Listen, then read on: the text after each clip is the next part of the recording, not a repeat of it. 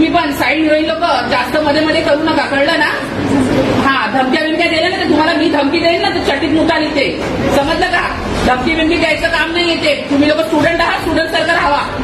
आम्हाला हे विषय वाढवायचं नाहीये म्हणून तुम्हाला आता शांततेने घेते. तुम्हाला बोलले असं तुमच्या घरच्यांना बोलवा येते. तुमच्या घरचे तुम्हाला हे मराठी मुद्द्यावर भांडायला बोलवतात काय? इकडे पाठवतात आहे? हा, तुमचं वय काय आणि तुमची भाषा काय?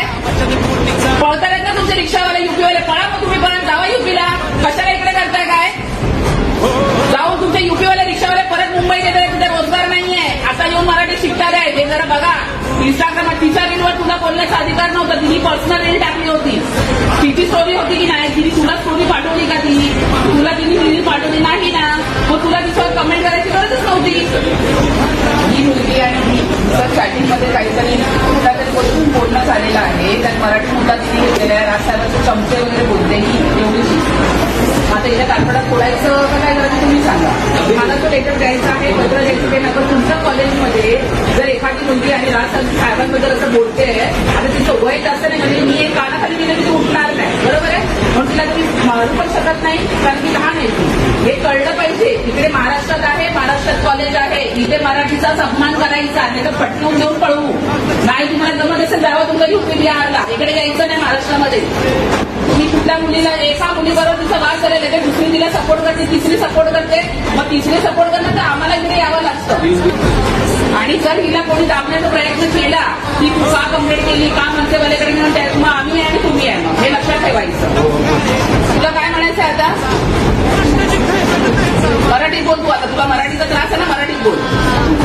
हा, मग व्यवस्थित बोल. जेवढा येतो तेवढं तू मराठीतच बोलायचं आता. नाही का बोलतेस ना राजसाहेबांबद्दल, मराठीतच बोलायचं आता. मराठीत बोल सांगितलं मी तुला. जेवढं तुला तुमचं खूप काही ऍक्टिंग करू नकोस, समजलं ना? थोडं सरळ ठेवायचं, नीट बोलायचं, मराठीतच बोलायचं. तू आता तिची माफी मागायची, नंतर तुमचं कॉलेजमध्ये जे होईल ते होईल. आता तिची तू माफी मागायची नाही तर तुमच्या पॅरेंट्सला इथे बोलवा, मी बसायला तयार आहे 4 तास, मला काही प्रॉब्लेम नाहीये. तुम्हारे यूपी में लड़कियां सेफ है क्या? यहाँ पे 4 बजे भी तुम लोग अकेले घूम सकते हो. हाँ है ये लड़की सेफ है तो महाराष्ट्र का इसके लिए हम लोग का अभिमान है, समझे क्या? हाँ, तुम्ही कॉलेज लेवल करा, आपल्या तीच अपेक्षा आहे. आणि मग आतमध्ये येऊन मला पण कोणी प्रॉब्लेम मिळेल, मलाही आवडत नाही मी असं बोलू, पण एवढ्या मोठ्या माणसाबद्दल तुम्ही बोलते, तुमची लायकी नाही तेवढी बोलायची. जर आता याच्याकडनं जर कोण बोललं तर मारत बाळा गेलं असतं, कारण की ते मार खाण्याच्या लायकीचे आहेत. हिला ते एक मारत उठायची नाही, काय मारू तुला मी?